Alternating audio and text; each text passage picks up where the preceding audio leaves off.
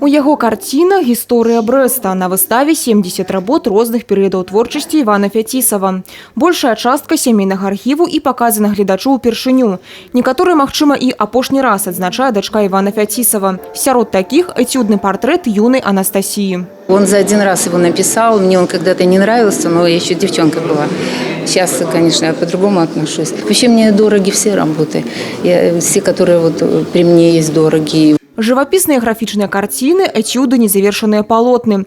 На некаторых можна прасачыць творчы пошук мастака, адыход ад рэалізму. Іван Фяцісаў працаваў у розных жанрах, але перш за ўсё яго лічаць партрэтыстам. Дарэчы, пісаў ён простых людзей. Таксама экспазіцыі, фотаздымкі і асабістыя рэчы мастака. Фигура Ивана Яковлевича Фетисова для художников Брещины и Беларуси, она уникальна, потому что он, в общем-то, один из тех, кто был родоначальником нашей школы реализма, именно белорусской школы реализма.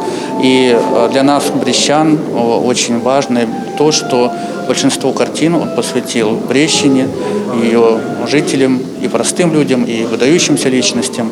И сегодня мы имеем вот тот богатый фонд его картин и можем донести до наших будущих поколений.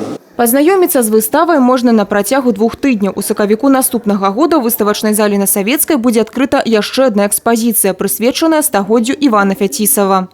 Ганна Вуйкевіч, Тыгран Акапян, тэлерадыёкампанія «Брэст».